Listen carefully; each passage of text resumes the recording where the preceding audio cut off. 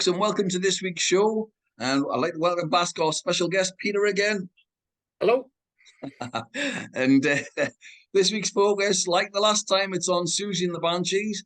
Instead of the top 10 songs, please go and watch that show whilst you're busy subscribing, of course.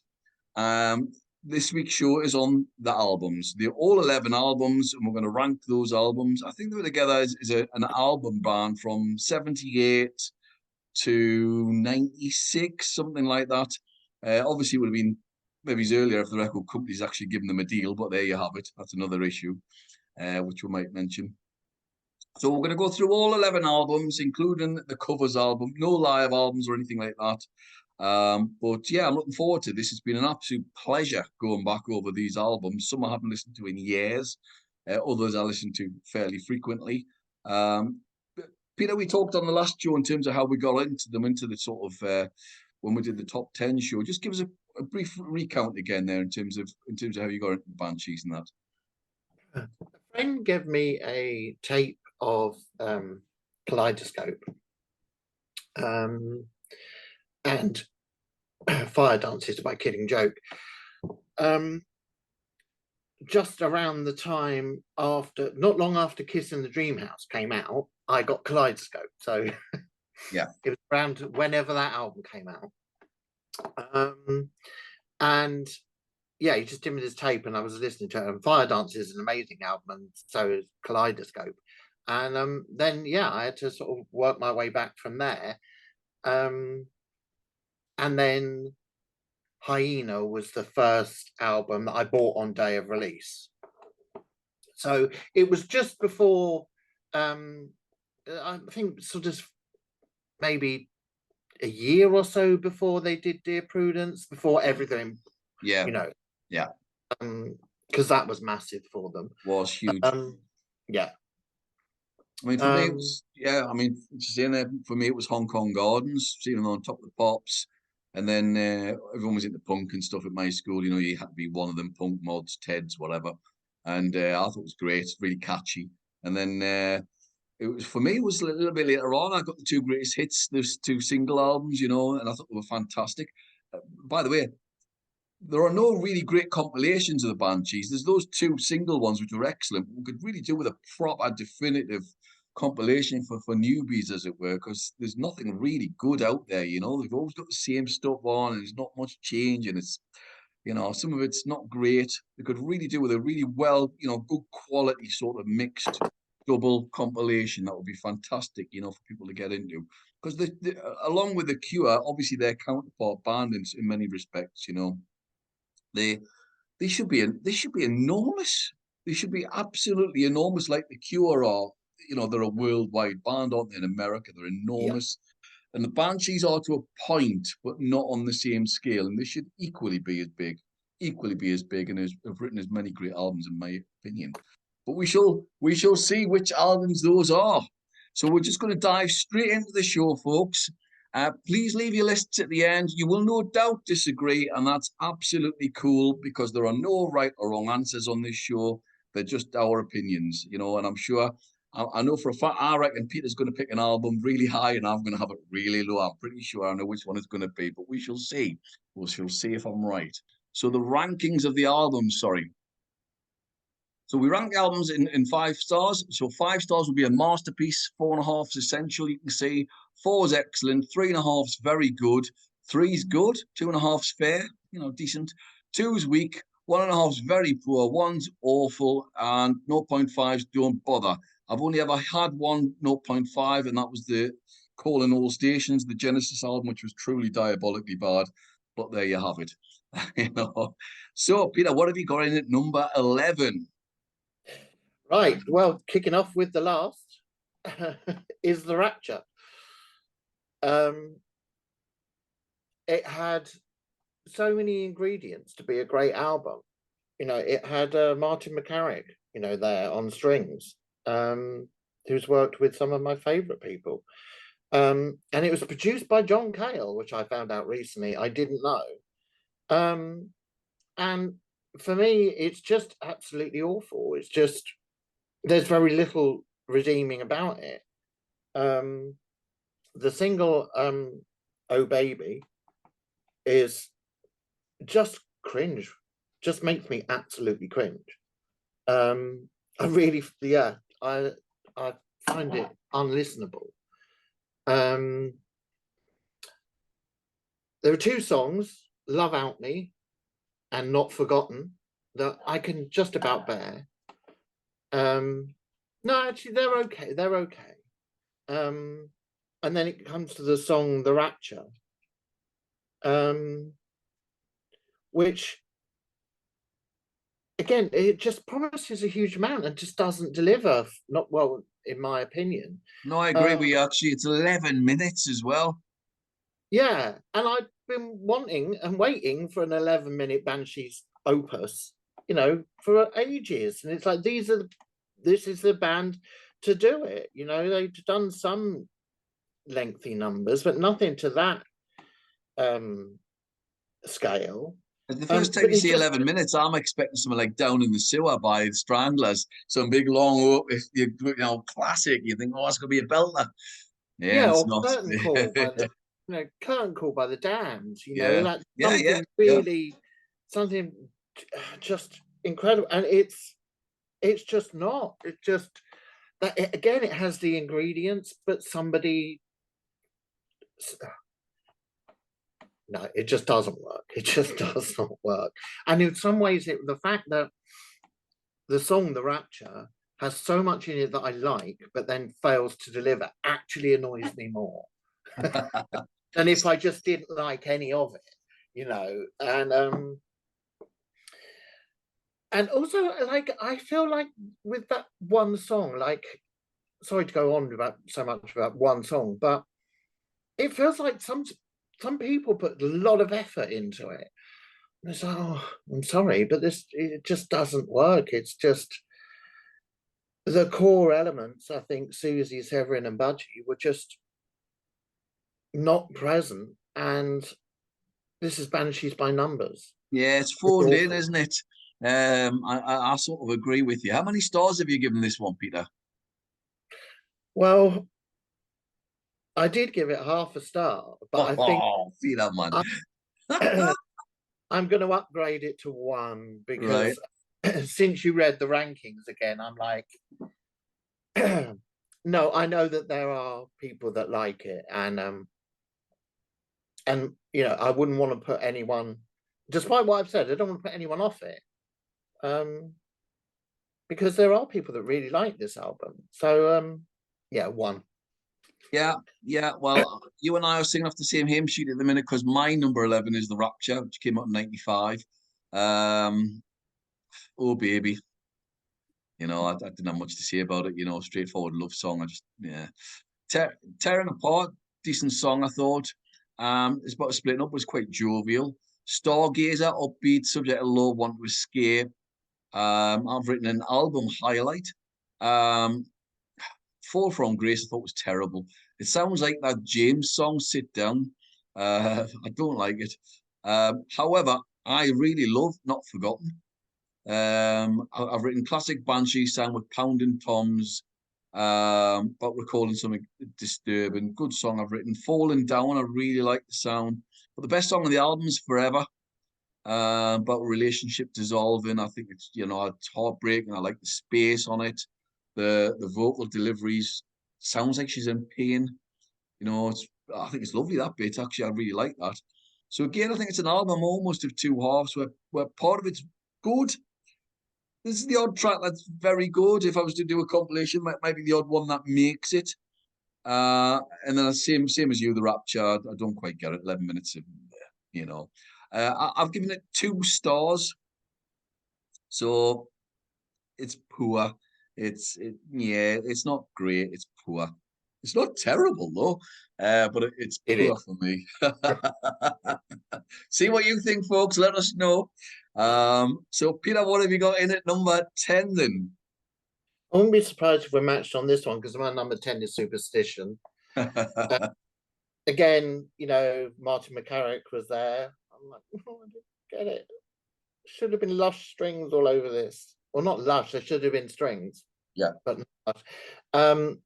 You know, the worst thing for me with Superstition is that it opens with Kissin' For Me.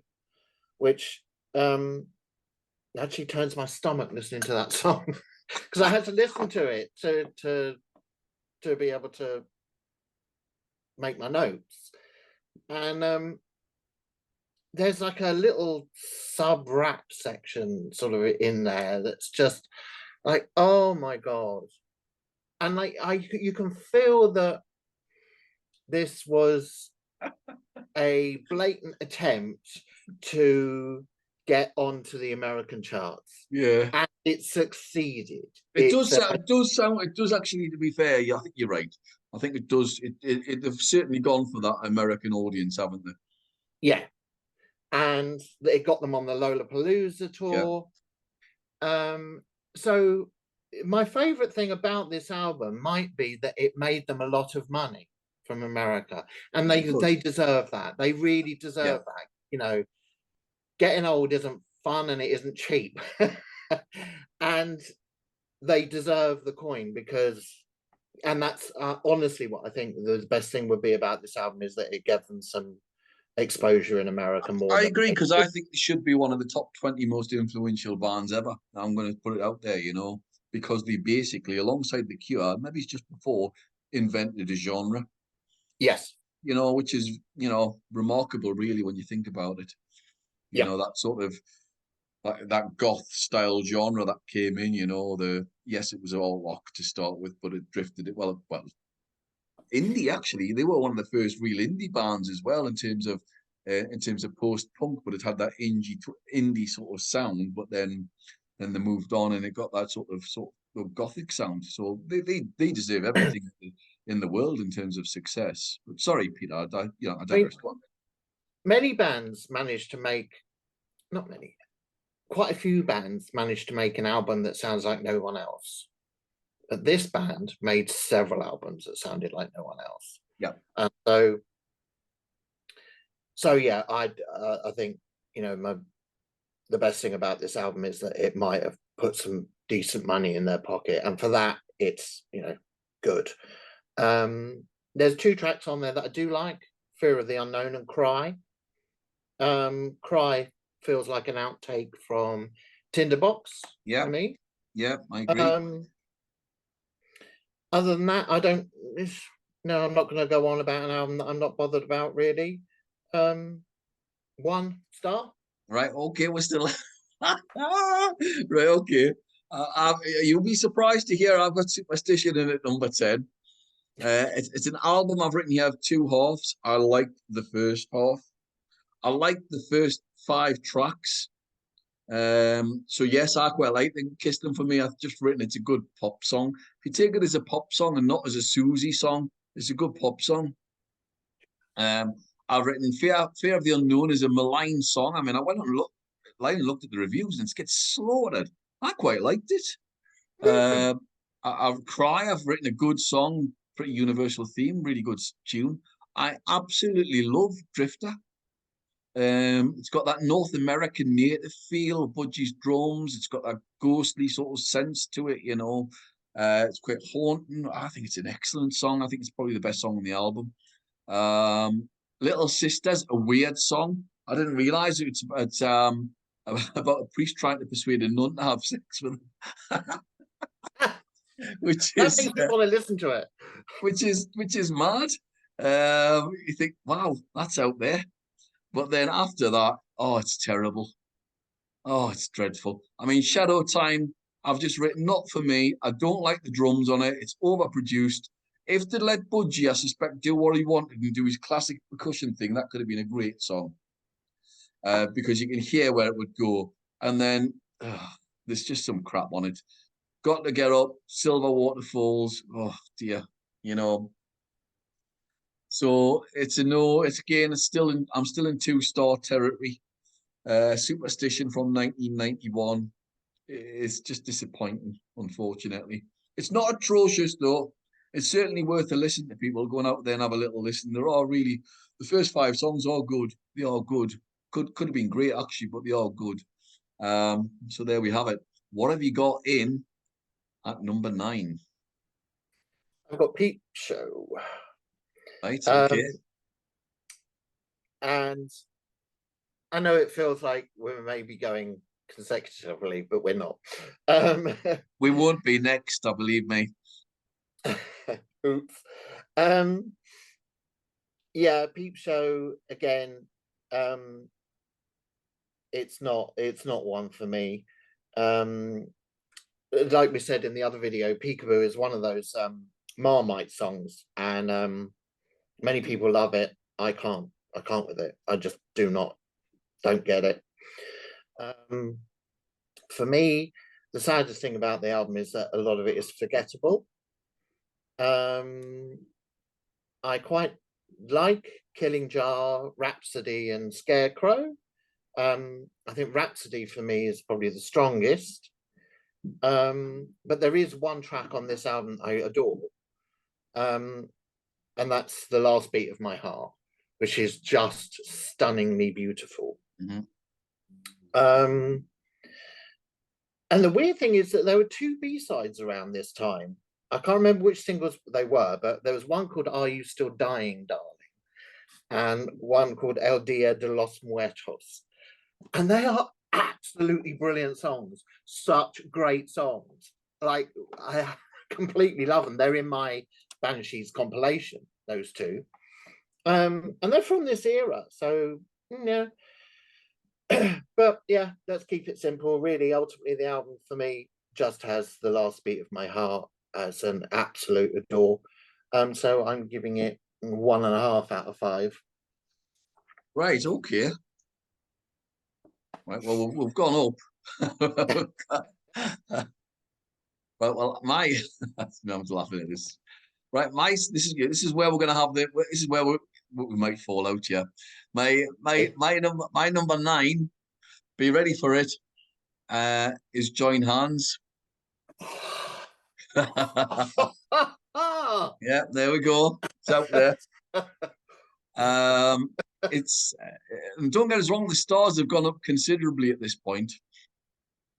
So I've given it 2.75 if you can do such a thing. It's not bad. It's good. It's just under good. There are some great songs on it. It's got that World War One theme on it. It's a decent follow-up album. It's a sort of second album, if you like. So there's all that war references, and I'm sure you'll discuss it in more detail. But you know, it starts off with McCree's poem "In Flanders Fields" from 1915. You've got some nice stuff on it. Placebo Effect's great, but it's better on the Thorn EP. I must say, I've been listening to that loads since you referenced it again on the show. That's what that box set is fantastic. So go and get the box set, folks, or listen to it. It's brilliant, absolutely brilliant B-sides and the rarities. Absolutely top drawer. We could probably have included this and it'd been right up near the top, wouldn't it? You know, I mean, the Thorn EP is just superb. I'd love to have seen them do a whole album like that of retakes of the albums, you know.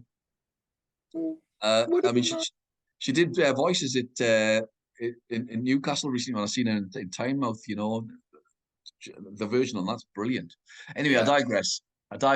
So, sorry about that. So Placebo Effect, and you mentioned it on the previous show, analogy to relationships. Icon, Severin. A good song, Severin says. A song we called Icons, inspired by the dervishes getting themselves in such a state they could put needles through their heads, which I thought was fascinating. It says, our interest is that state is the theme that runs through our work. He wrote that in Sounds. Premature Burial, dark, gothic, claustrophobic sound. Really good sound on it. Really like it. Playground Twist is just brilliant. One of the best songs I think they've ever written. Dark, gothic. Some say it's about Julie Burchill and the negative views on the band's just an atrocious person, but there you have it. I don't want to harp on about her. But for me, the Lord's Prayer is just awful. I just find it unlistenable. It's just I'm not religious or anything. I just find it garbage. I know they did it obviously in the 100 Club and they had Sid on drums and Marco Peroni on guitar out of the Ants. And the Ants will get mentioned later on, funnily enough, but there you have it. And yeah, it's a no for me. It's like, oh God, that is really painful. You know, Love and Avoid would have fitted better. I think, you know, that would have been great. That would have fitted in really well, in my opinion. So that's my number 9. You know, it's I will two point fight seven you. five stars. Join hands. So, so Peter, what have you got at number 8? Number 8, I'm still going numerically. I've got Through the Looking Glass. Yeah. I'm not a fan of a covers album, really. There are some people that are good at it. Mark Arman's good at it because he always brings these weird little songs. But yeah, there are some good things on there. But the worst thing for me is that Hall of Mirrors is okay, and that's not something I want to say about one of my favorite Kraftwerk songs. Your Lost Little Girl is okay, but that's not something I want to say about one of my favorite Doors songs. You know, it's like you're not bringing anything to any of this. I don't get it. Why have you done this? I mean, some of it is like, this is a savage attack on the song. Trust in Me is the most successful because it's done tongue in cheek. She's playing the snake from Brilliant. It's brilliant. Yeah. Yeah, that is amazing. And Gun, which is one of my favorite John Cale songs, they do well. I'm okay with that one. They keep in the discordant elements. They could have added more. They could have made it far more discordant, but I like it. And if it got anyone to listen to John Cale, then great. The worst thing for me on this album is Strange Fruit.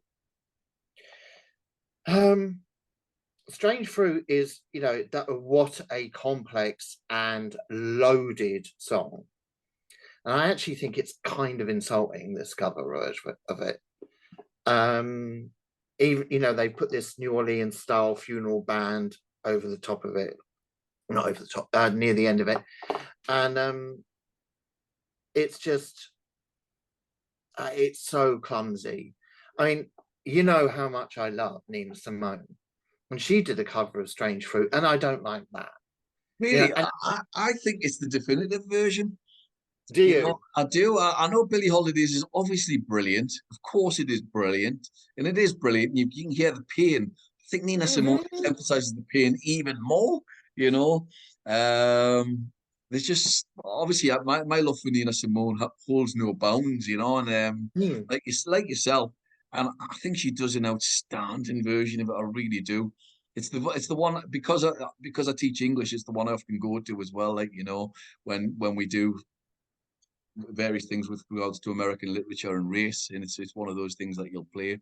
So yeah, it's right. And her version is the one I'll put that on. It's just brilliant. Oh wow! See, that just goes to show because the Nina's doesn't. There's one little bit in it where she distorts that I like, but yeah. But I just don't. I mean, you know, I just don't think Siouxsie should have gone anywhere near it.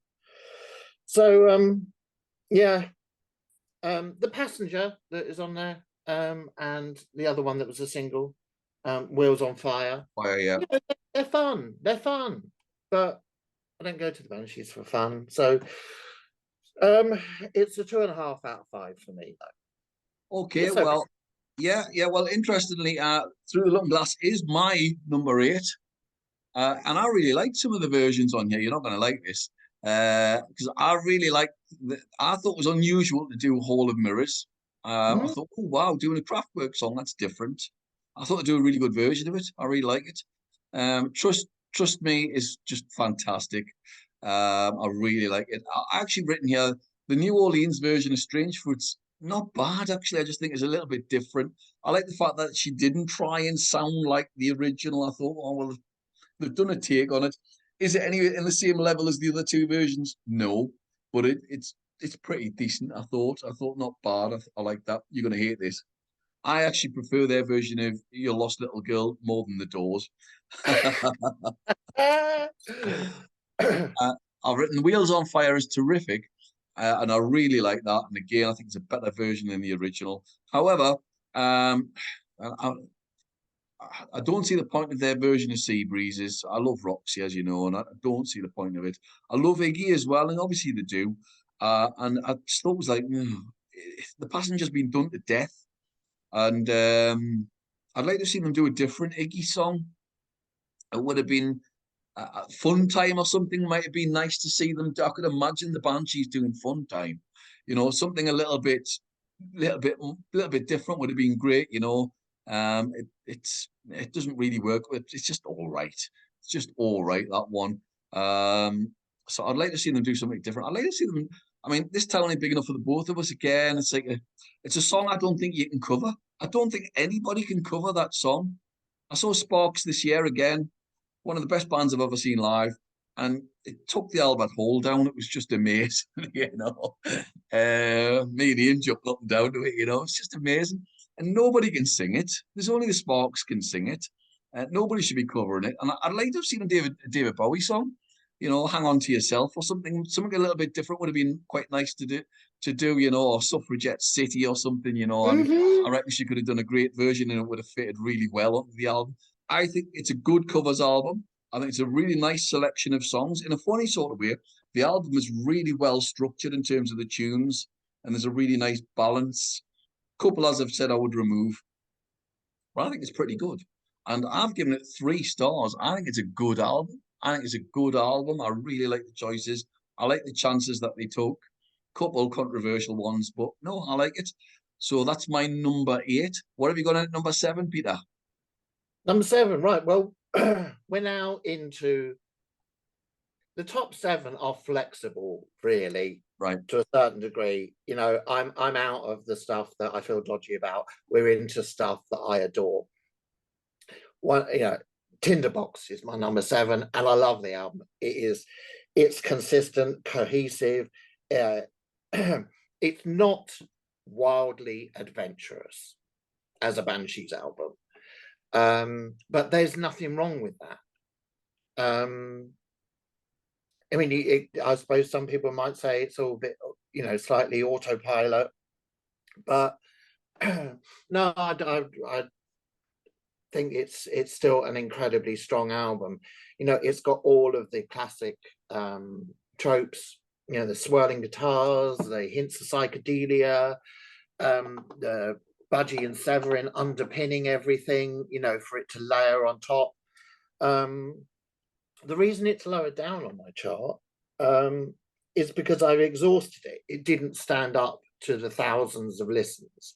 And now when I listen to it, I'm a bit like, oh, this is dumb. You know, I call it the Nirvana Nevermind effect, you know, because that for me was like 20 listens and I was done with that album. I never need to hear any of Nevermind again. It's a great album. I'm not sure I got past 2. Never mind, but there you have it. That's all of honor, but that's another story. Go on. So, yeah, you know, the singles coming off it are ridiculously strong. We've talked about Candyman in the other video, and Cities in Dust. Both pack an absolute massive punch. Yep.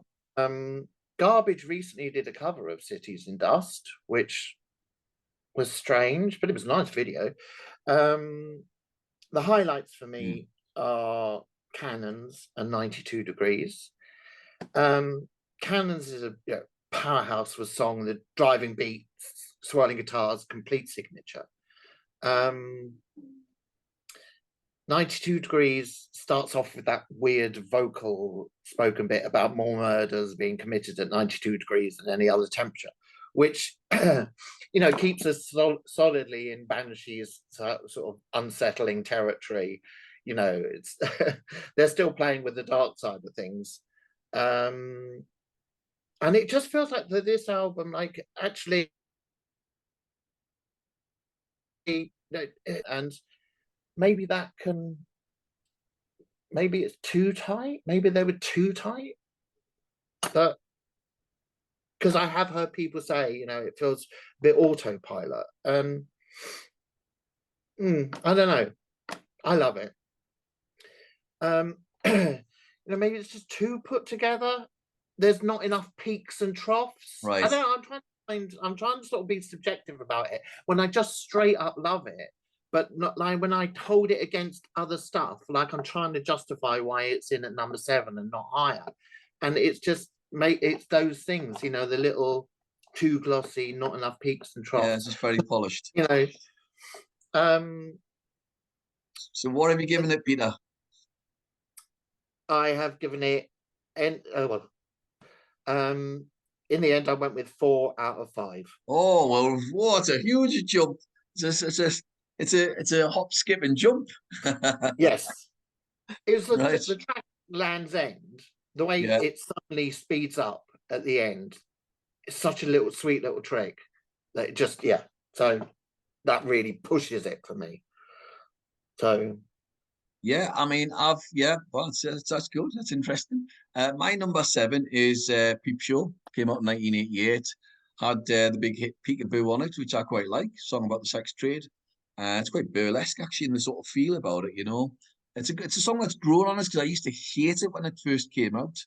But I do like it now. Actually, funny enough, the album's got a totally different sound, a lot more polished, more poppy.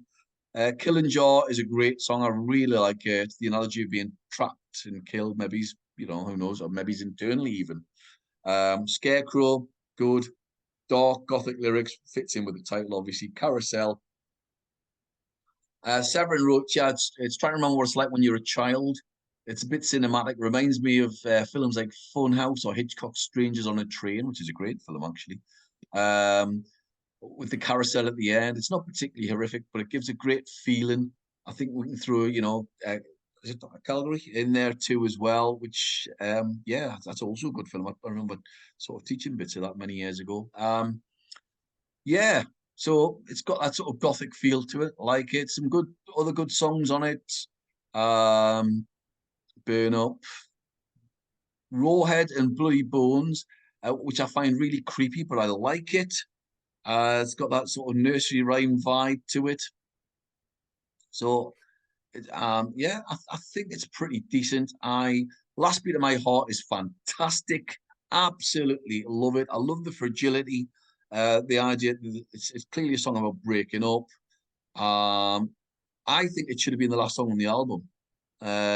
And maybe he's had Rhapsody earlier on.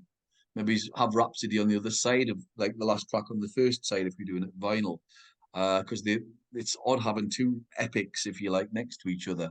Rhapsody, song about Shostakovich and his persecution by Stalin. I really, really like that as well. And it's a good album. It's actually an album I listened to the first time and I've marked it down since, because I had given it about 3.5, 4 stars, but I'm marking it down to 3.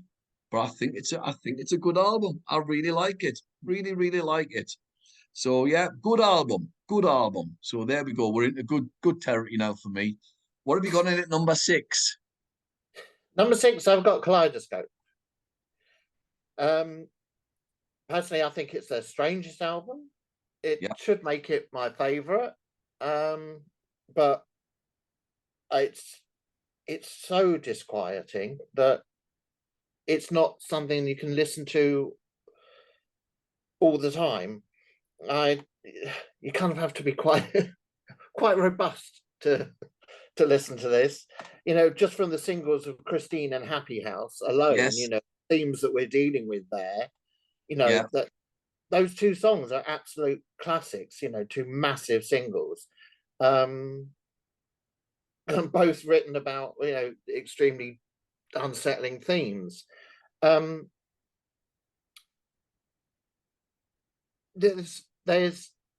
really do use a lot of strange noises and strange rhythms and all over this.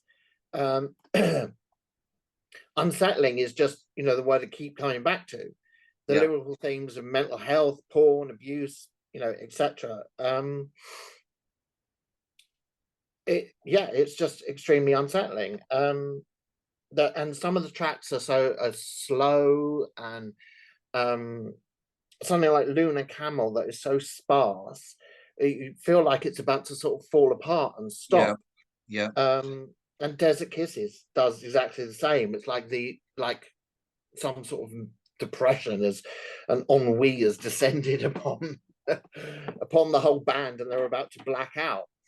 But then they flip it with like Red Light, Paradise Place, and Skin being amongst the Banshees' best wallopers. You know, these are really using the classic swirling, the bass, yeah, the drums, what have you. Yeah, I was quite stressed out when I was listening to this album and doing my notes. I wasn't in the best sort of mental place. I was like, wow, this is hard to listen to in this mood. But it is a great, great album. Red Light was the track that really cracked me into it. And then I think Desert Kisses and Lunar Camel are the ones that sort of were the later ones to come into focus for me. But it is an amazing album, and I've given it 4 out of 5. Yeah, it is a terrific album. And it is my number 6 as well. Oh, So there we have it. You've said most of the stuff that I'm going to comment on. Again, it's the album I believe that influenced Robert Smith the most. Apparently, he's mentioned this album a few times. You've got the real contrast with the poppier aspects of Christine and Happy House, although of course they're both dark in terms of subject matter. But then as you see, you've got those spatial songs as well, like Lunar Camel, and I've written a soundscape. Is basically what it is. It mirrors that floating type song, almost like a camel walking through the desert. And then you've got Desert Kisses, which it goes into, and again, it's hypnotic, dreamlike. I really do like this. Red Light's great. It seems to be like mocking models and them getting their photos taken. Other songs on there like Trophy, good, and Hybrid, good song. Prog-like lyrics, actually, funnily enough, on that one. What have I got? Paradise Place, Plastic Surgeons, that operate a cup price bracket slice, very cheap, messing up somebody's features. Susie's written here. Skin, and she's written here, we're against the pathetic arguments about the culls, saying there are too many animals. There's one thing that's too much of us, people, she wrote in 1982 in New Women in Rock, which is quite cool. It's a good album. It is a good album. We're into 4-star territory now. Very, very good. Excellent album. Really is. Really good album. It's one of those, again, I don't think this is going to appeal to everybody. I think some people go, oh, what's it on about? That's crap. And then other people go, whoa, that blows my mind. It's so different. So yeah, it's a 4-star album for me. Excellent. What have you got at number 5? I have Kiss in the Dreamhouse. I personally think this is their poppiest album. Every track on it is absolutely beautiful. It's again, using the techniques of swirl and underpinned with rhythm, but it really is just it's an easier listen, and it just clips along at a great pace, the whole thing. It does have light and shade through it. It comes in higher than Tinderbox because I've hammered it as much, and it has survived. I still listen to it. I still occasionally hear new little bits. So things like She's a Carnival, Green Fingers, Painted Bird, all classic Banshees. But then you get the avant-garde sounds of Circle and Obsession. And then there's Cocoon, which is like the little like pervert lounge kind of Roxy tribute sort of thing that is just absolutely amazing. The singles Melt and Slow Dive, which I think are actually really bizarre choices for singles. Yeah. Brave choices for singles, because I don't think they're the sort of poppiest tracks on the album. I think, She's a Carnival would have been, but anyway. Yeah, I agree. I agree that could have been a single. Yeah, I mean, I think, I love Melt and Slow Dive. They are the more they're more experimental of the tracks on the album. And I think that's really brave to put them out as singles. So snaps to them for the doing that. It certainly pushes the Banshees template. Yeah, there's the one thing I would like to mention about it is the cover. The cover of this album is stunning. I looked up who designed it. A company called Rocking Russian designed it. And it's just, it is really, really beautiful. And you know, a lot of people say the cover doesn't matter, but with this one, it really absolutely does. The typography, because I am a typographer, and the classic Siouxsie and the Banshees logo on that, whoever put that together, Yeah, round of applause for that. So yeah, amazing album. And where I feel that Kaleidoscope is fingernails down a blackboard, this is a glitter ball on magic mushrooms. You know, so yeah, it's a beautiful, layered, psychedelic kind of fantastic album. It's 4.5 out of 5. right. Okay, well, 4.5 territory. My number 5 is Hyena. Came out in 1984. It's got Robert Smith of The Cure on guitar. Controversially, I think he left just before the tour of it, which caused a massive rift between him and Siouxsie, but there you have it. It's a really good album. Very, very, very good album, this. Some really great songs on it. I mean, Dazzle is just stupendously good. Really love it. I love the production on this album as well. I think it's fabulously produced. We Hunger, it's got a dark, malevolent feel. It's like it references vampires, sort of thing. Belladonna, I've written an excellent song, references the old Greek siren myth, which I really like. I'm into all of that sort of thing. Swimming Horses, which again, really good. About I think it's about a woman who ended up killing her daughter because she knew she was going to get stoned to death. You know, she got that. It was really sad, absolutely terribly sad, actually. You know, you don't realize when you first listen to it, you start singing along, and then you listen to the lyrics, go, hold on, you know. And Siouxsie's very good at that.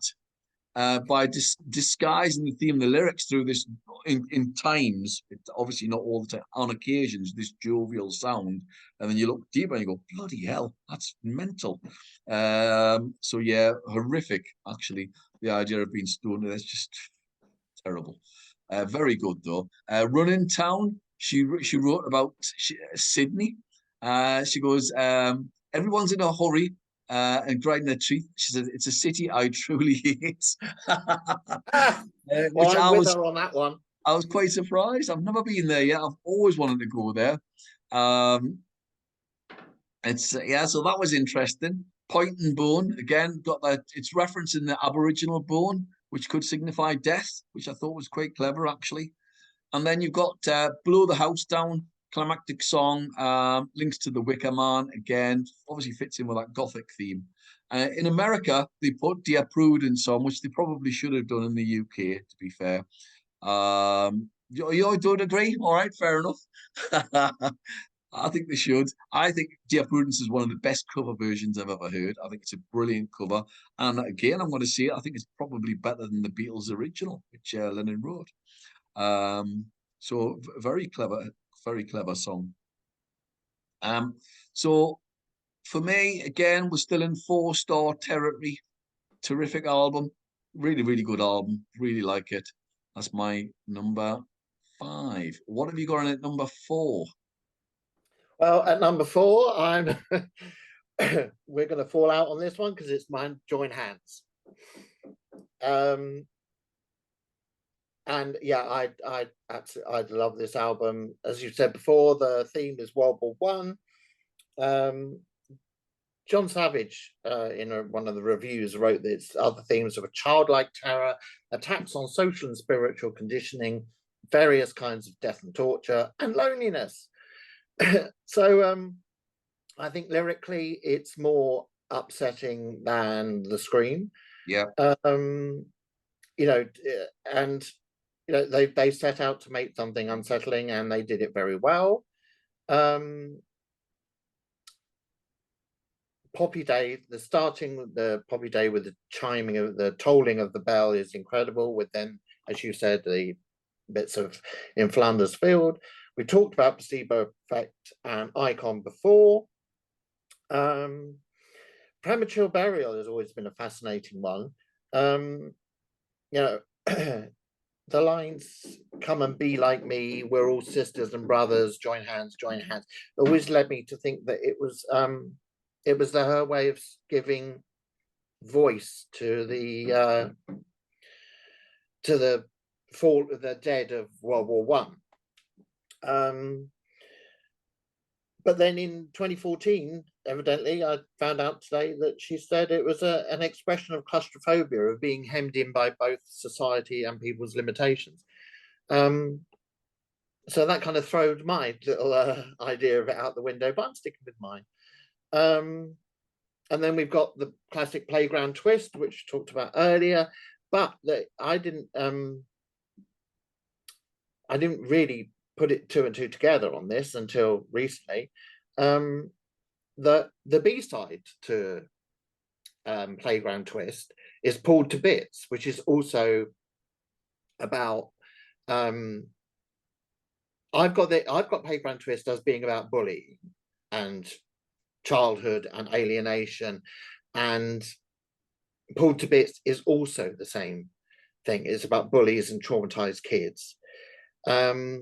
Which then the track after Playground Twist is Mother / Oh Mine Papa, which is just her doing two sets of lyrics, one positive and one negative about a mother, over the top of this weird wind up music box noise. And so I think the three tracks together are just all about childhood and about how upsetting it is. Well, if you look at the single sleeve as well, of course, it's drawn by a child. Yes. So, yeah. So I think that Playground Twist, it did the same themes which they then did with Christine about an Eve White Eve Black. And then of course the last track on there, the Lord's Prayer, 40-minute improv that just chucks in everything from Knocking on Heaven's Door to Tomorrow Belongs to Me. It is insane. It's not entirely enjoyable. Some days I think it's dreadful and some days I think it's brilliant. Some days I absolutely love that song and I just want to play it over and over. Yeah. And just let it go, let it be sprawling and disgusting and messy. And I'm here for a bit of sprawling, disgusting and messy, and even talentless sometimes I'm quite up for,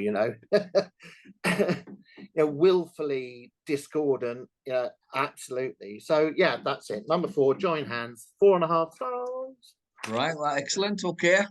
Yeah, it's just different of opinion. That's the way it works. My number 4 is Tinderbox, recorded at Hansa in Berlin, famous obviously for David Bowie recording Heroes there. And it was recorded partially in London.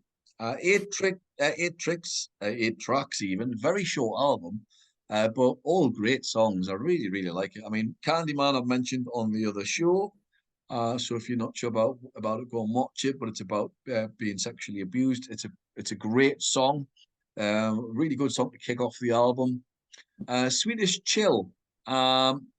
It touches on the death of a loved one being touched by the chill of their presence. It was written in 1985. Now, I have actually written here in brackets, this reminds me a little bit of New Year's Day by U2.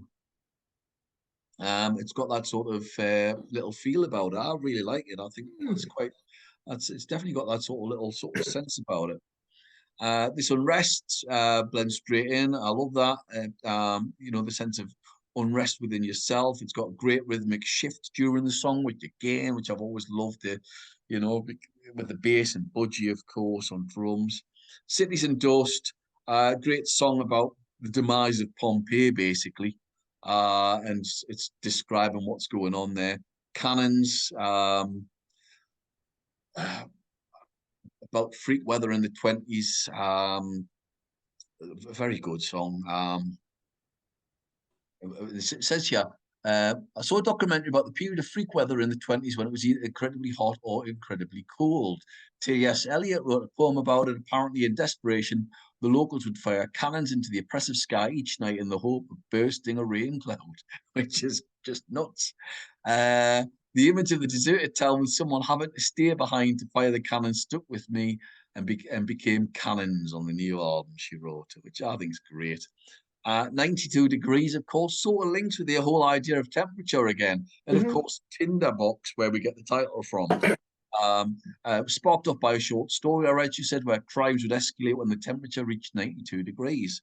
It's about the rising panic of people who know what's going to happen as the temperature rises towards that number. I mentioned it to Steve, who'd seen some Alien from Outer Space film, and right at the end, the sheriff says, yeah, just about this temperature, everybody goes crazy. And that's where they got it from. I thought it was very clever. Very, very clever. Absolutely love it. Really good, short, to the point album. Maybe it's overproduced, as you rightly say, but I really like it. And I agree with you as well in terms of there's not as much variation on the album. I can go with that, and I could see why other people might pick other albums like Hyena for over this. I have no problem with that at all. I just really like it. I think the guitars are really good on it. I think the band are really excellent at this point. Is it Carruthers on guitar? I think they're just very, very good band. Everything's going really well at this point, and the band are in full flow. For me, it's 4 stars. I'm still sticking at 4. Maybe it's 4 and a nudge, if you like. But yeah, really good album. What have you got at number 3? Number 3, I have got Hyena. This was the first Banshees album, as I said, that I bought on the day of release. So I have a emotional connection with this album. It's hard to separate the way I feel about it from whether it's actually technically good or not. But then again, I don't really care if it's technically good. Everyone on this album, this was a hugely creative time for all of them, because not only were they, was Robert Smith in the Banshees, he was also in The Cure, and he also did The Glove with Severin, and at the same time Siouxsie's doing The Creatures, and that the output around this time was incredible. The Glove album is amazing. The first Creatures album is astounding. It is actually.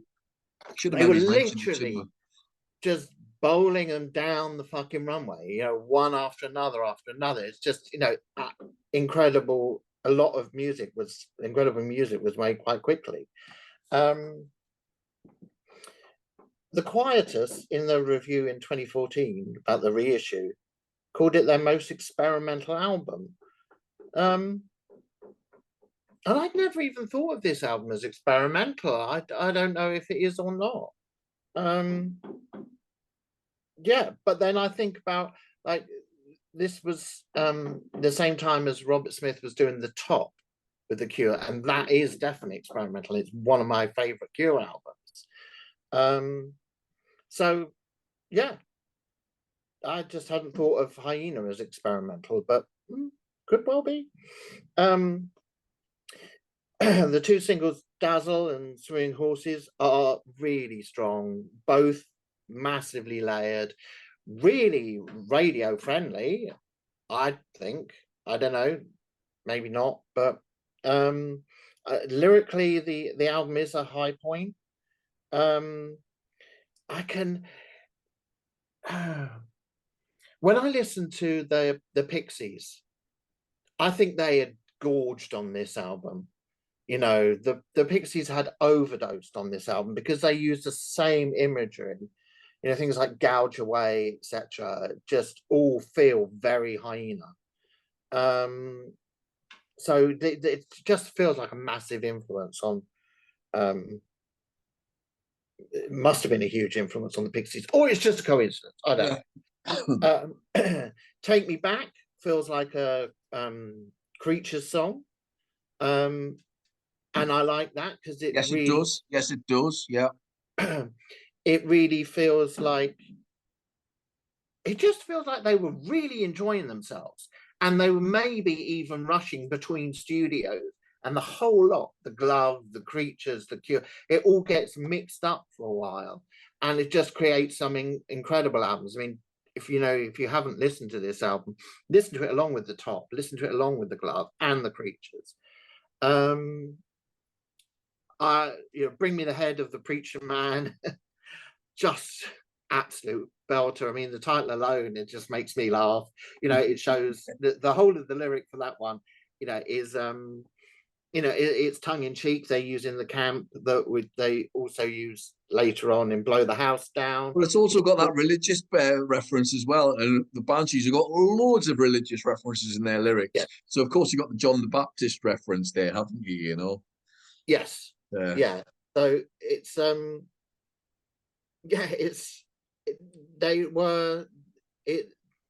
it's not as dark. It's there's color and light in this album, and it is fun.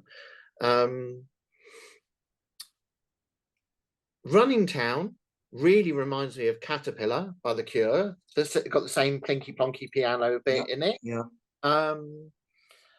And which again brings me back to the point that they're all working in harmony. It's just and I've said all that I want to say about Blow the House Down on the other thing, because that is one of my favorite songs of all time. It's immense. It's just wonderful. Again, I want to say about this, the cover, the inside cover, the 4 photos of the band members are some of the most beautiful photos taken of anyone ever. Just incredible. And it does matter to me. I'm a designer, I'm a typographer. Those things matter to me. And the cover itself doesn't really do that much for me, but the photography, just stunning. So there we have it. Hyena, full 5 out of 5. Yeah, we've reached 5-star status. Right, excellent. Well, my number 3 is a 5-star album, and that is The Scream, which came out in November 78 on the unfashionable label of Polydor, which I think the Who were on at the time, but it wasn't really a fashionable punk rock label. So Polydor it was, and the Banshees took ages to get a deal. I don't know how, but there you have it. It's certainly one of the first post-punk albums. Not the first one, but one of them. I still think the first one is probably Magazines, but it's a really great album. Obviously the first lineup was Severin and Siouxsie, Kenny Morris and John McKay on guitar there. It's one of the best debut albums of all time. Will it make our debut album show? I don't know. We shall find out soon, folks. It's just an album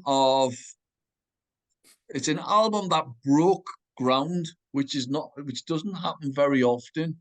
You hear debut albums that come from, you think, where the hell's that come from? Roxy Music's first album, you think, where the hell's that come from? And I think this album's like that. It's an album that's so influential in terms of bands who followed. You can hear a lot of the indie bands who subsequently followed with the angular guitars, the likes of Franz Ferdinand and all those bands have clearly been influenced by this album. It must have influenced other bands of the time as well. The one that really jumps out at me is Adam and the Ants. Their first album, Dirt Wears White Socks, is almost like a companion album to this album. I absolutely love Dirt Wears White Socks. And when you listen to it, you think, oh my God, they could almost have the same band. It's almost the same band. The themes are almost the same as well. As Adam Ant was obsessed with things like sex and so really unusual, like the church and all that, and you've got all the same themes, and obviously they were good friends. So it's a really great album, this album. I mean, Pure at the beginning with the howls, and that's just great. Jigsaw, feeling is pure post-punk, throbbing bass, driving drums, angular guitars. It massively influenced Joy Division, who came not long later, and they've openly admitted that as well. I'm going to say it, this is a better album than the Joy Division first album. I know there'll be outrage at that, but there you have it. That's my view. Overground is just fantastic. Even better on the Thorn EP, which I mentioned. It's all about losing your identity to be accepted. Carcass, mental lyrics about being a butcher's assistant who falls in love with Carcass. Which, when you go and dissect the words, you think, wow, that's unusual, I think is the phrase I'm going to use. There's a great version of Helter Skelter which fits in, and you know, everybody knows it. Obviously, the Beatles version is great as well, of course. But this is it's got that slightly more edge in some respects. Mirage about illusions and deception, and I've written here clearly an influence on Dirt Wears White Socks. There, I've got big brackets. Metal Postcard is about. She's writing about being attacked for wearing a swastika, and this is a retort to claim that, saying she's clearly not a racist, and she's sort of attacking back, if you like, which is obviously fine. And it's a really good song. It's a great song, actually. And then the best song on the album at the end there, Switch. Again, go back and watch the top 10 song show there because it features in it. Switch is an absolute masterpiece. Is there an argument that Hong Kong Gardens could have been on it? Maybe, but I think it would have diluted it, funnily enough. And I love Hong Kong Gardens. I think it's a great song. Not sure. Make Up to Break Up, I absolutely love. And I'm going to keep throwing that in there. I think that could have fitted in. So I'm going to stick with that one. But I think both might have detracted in terms of that angular sound. Because Make Up to Break Up is just a good old-fashioned punk sing-along.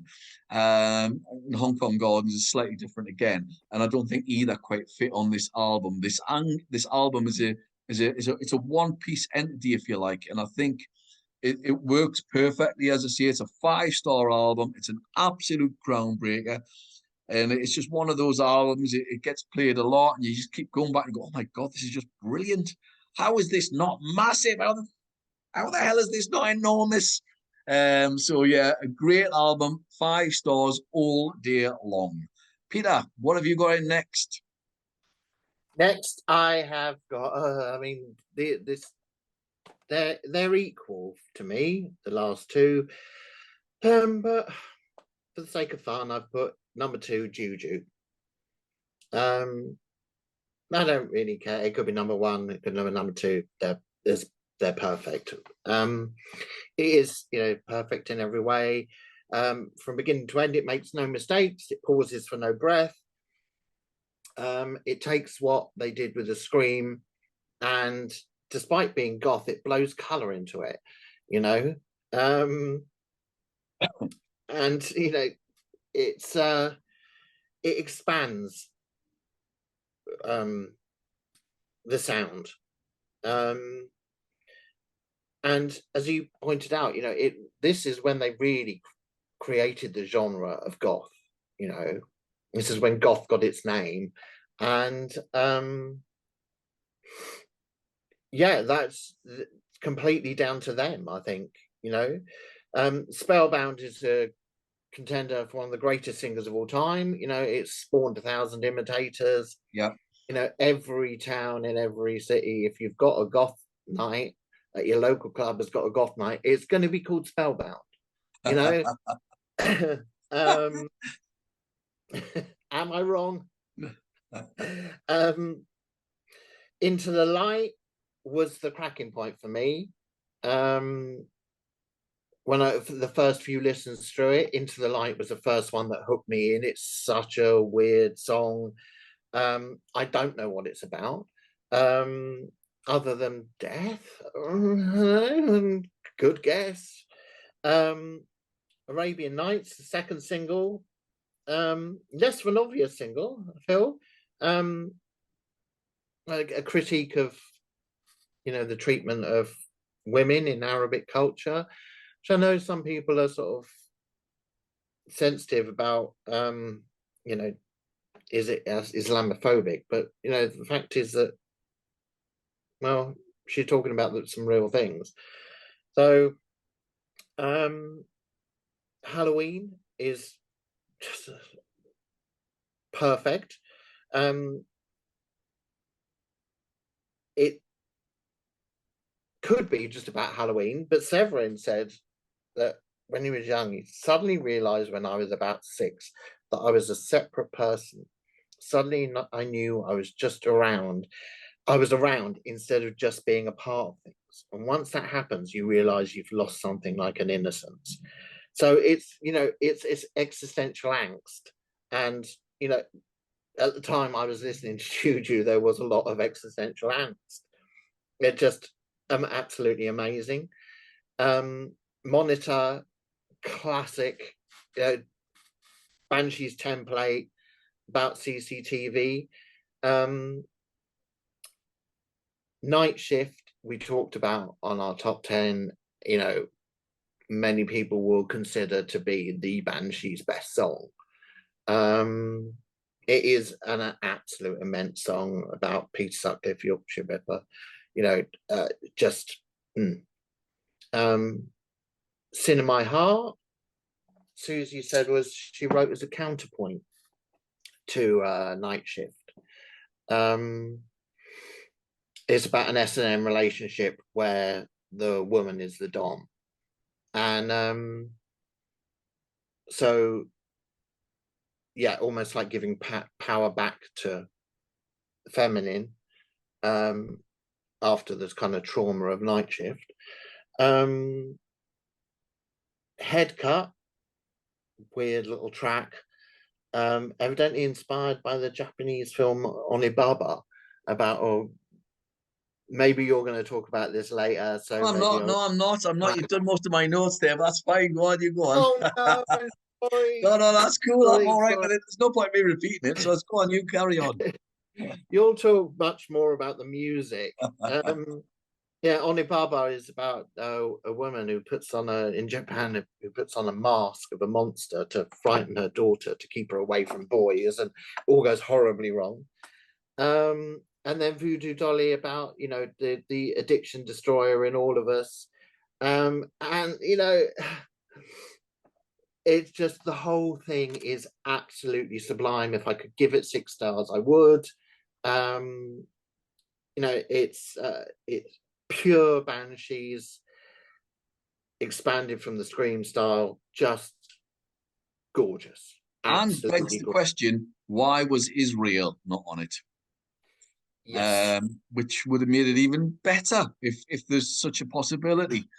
Well, I have heard them say that like every album of theirs only has 2 singles. They would never release more than 2 singles. So maybe that's why, but it is part of those sessions, I'm sure. It sets the template, really, doesn't it? It's an incredible album. I'll be getting to it soon, as you've gathered. My number 2 was my number 1 till about 2 days ago, and that's A Kiss in the Dreamhouse. Came out in November '82. It's got strings on it. So the band have changed a little bit. You've got the classic lineup here,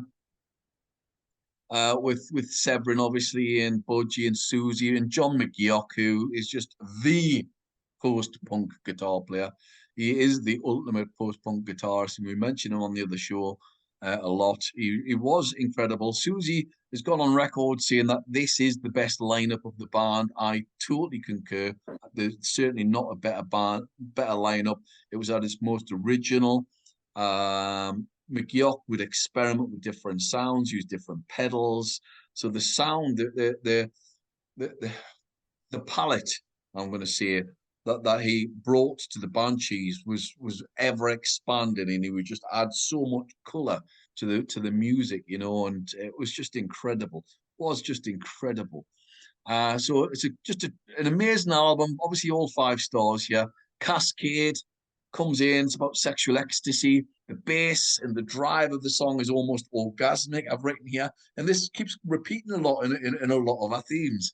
The varying rhythms are brilliant. I absolutely adore this. I think this is one of the greatest opening songs on any album. I really do. I just think it's top draw. I'm not going to go too much into it because you mentioned some of the stuff already. But Green Fingers, I've written here, it's got a Beatles type sound. It's an ambiguous meaning possibly about an old woman killer, which is quite clever.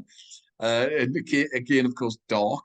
Obsession, Siouxsie says, the events in the song actually took place. It's about a friend of a friend of mine, an extreme example of what happens in the more subtle ways in which people's relationships.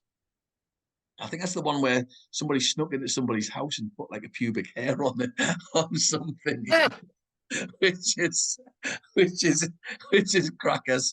So yeah, wow, that's all I could say. Wow, that's weird. But she's described the whole weird scenario. She's a Carnival, brilliant, great driving song, as you rightly said, could have been a single about a promiscuous woman. Circle is a grim song. Oh my God, the lyrics to Circle are so grim about the circle of abuse, whether it's male or female. She gives various different examples in it. And by the end of it, you go, oh my Lord, that's so dark. So yeah, great song, despite the subject matter. Melt, as I mentioned on the previous show, is one of my favorite ever songs. The John Barry style tune. It's like something out of the Persuaders. It's got a sex-based theme, S&M. The idea of orgasm and death. Who knows? But it is just brilliant. Painted Bird. I took this one offline. This one, it's inspired by the Painted Bird, which I must read, by Jerry Kosinski. She says it's a very violent book, but there's also like an abstract theme in that the guy used to collect birds, and when he's feeling really aggressive or frustrated, he'd paint this bird with different colors and then throw it to its flock. And it would recognize its flock, but because it was a different color, they would attack it, which is just, again, it's a way somewhere. Thanks, Siouxsie. Yeah, but very clever. Cocoon is like a Creatures type song, which I think you mentioned. Introduced me. It's just talking about being on LSD. Slow Dive, again, clearly the lyrics, song about sex. I'll let you work it out yourselves. And again, a great song. And again, a one that should have been on it is Fireworks. I think Fireworks might have pushed it to number one if it had been on, but then I could argue the same about Israel on the other album. So Fireworks is just brilliant. Written between Juju and Kiss in the Dreamhouse, a song about unbridled passion and a frustrated relationship where the relationship might be temporary, but it's so passionate that there are literally fireworks. And as I said on the other show, hopefully we've all been in a relationship like that at some point. Magic song, absolutely fantastic song, a fantastic album, a really clever album. I think McGeoch was using the gizmo pedal as well, which was invented by the fella out of 10cc. I think it was Lol Cream invented it? It's one of the two. Invented this pedal, called it the gizmo, and it used to create this orchestration sound. And so he uses it quite a bit on this album. Very, very clever. Very, very clever. That's why they disbanded Pot of 10cc earlier on as well, sadly, because I think they were a great pop band. But there you have it. Right, so there we have it, folks. That was my number two. Down to number one then. What have you got at number one then? Of course, it's the Scream. Yeah. Their first, absolutely perfect. I read online that music historian Simon Goddard described it as a claustrophobic abyss of angst and angularity. It's like, well, he said it. Said it very well. Sounds very well.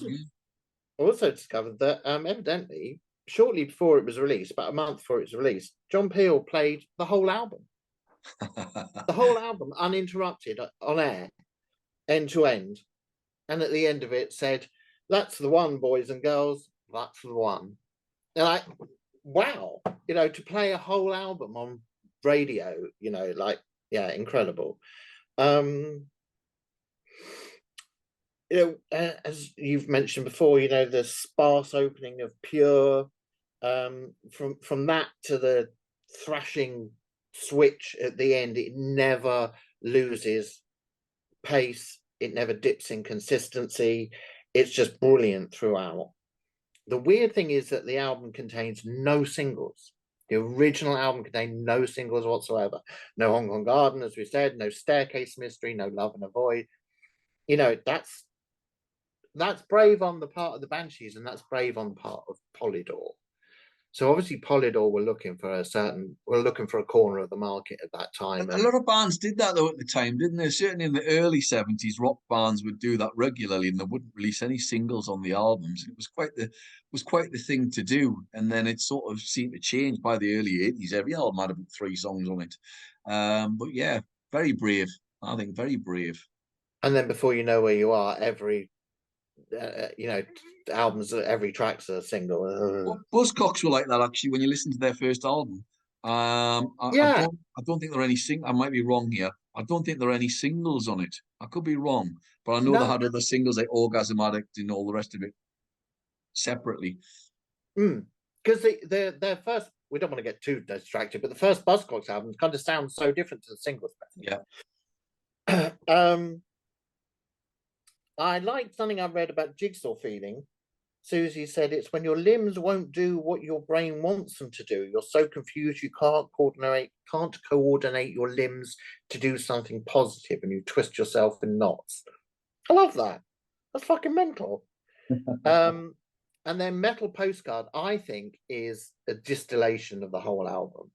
And it is uncomfortable. It is about the Holocaust.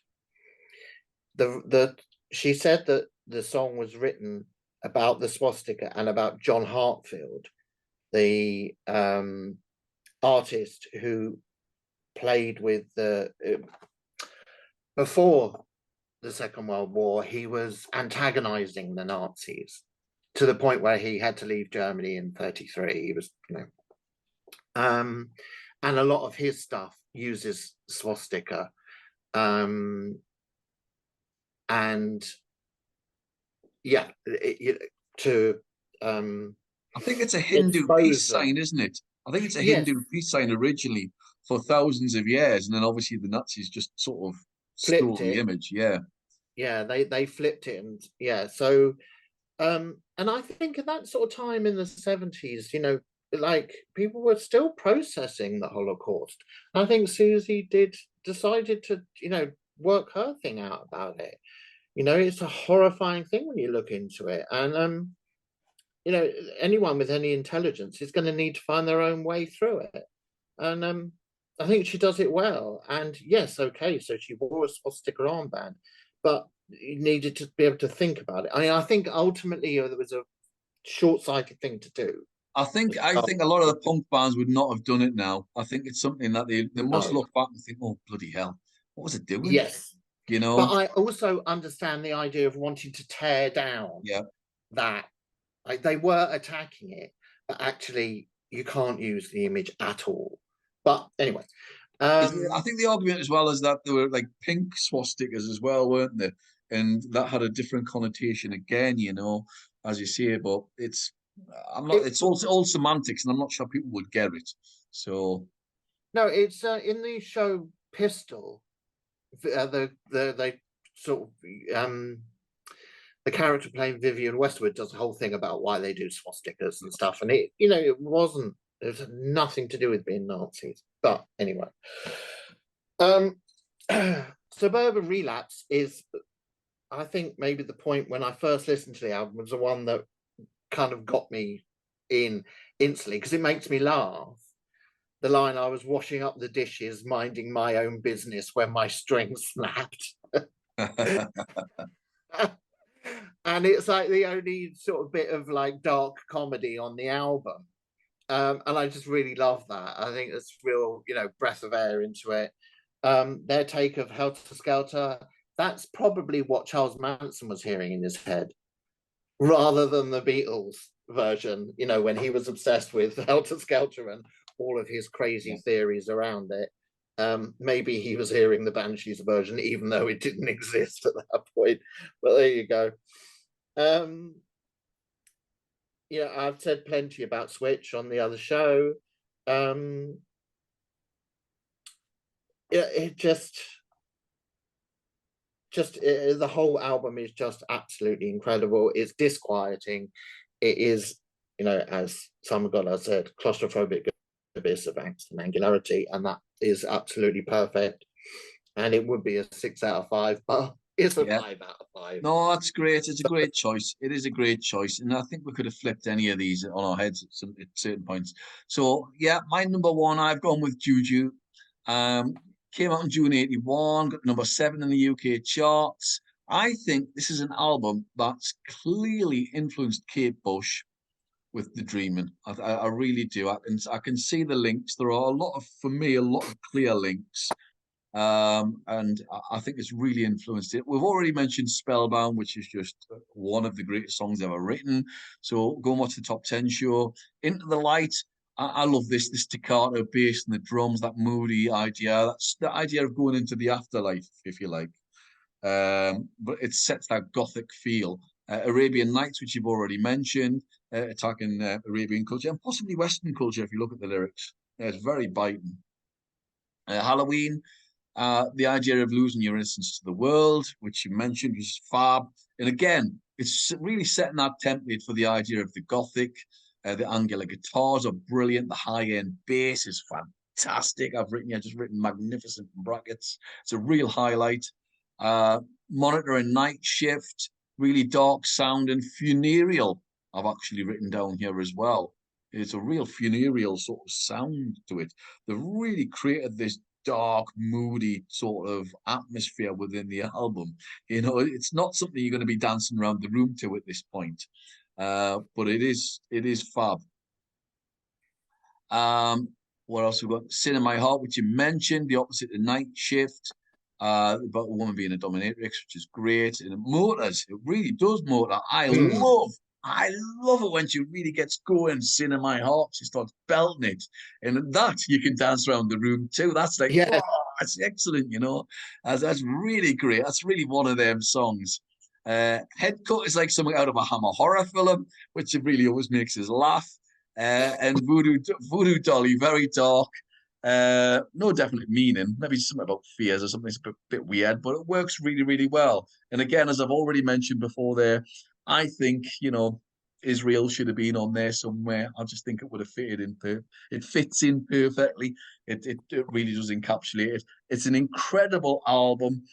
When I do the best albums of 1981, there's a real chance this wins the best album of 1981. It's certainly going to be in the top 5. I think it's an incredible album. I really do. So Juju, my number one. Overall, it is our number one. It becomes our number one because I've got for that. 3. It's normally the one that tends to come up the top there. It is just a masterpiece of an album. 5 stars all day long. They are a truly great band who broke down barriers and still, or maybe underappreciated. I really do. Yes. Yeah. Even though they're big, they still should have been bigger. Yeah. Maybe it's in this country. I think there might be, but certainly in America in particular, they should be bigger. So, folks, send in your lists. Let us know your opinions. Let's see what your top 11 is, and it'll be interesting to see what you've got to say. So, until next time, folks, take care. Look after yourselves. Subscribe to the channel. Okay. Bye-bye. Bye.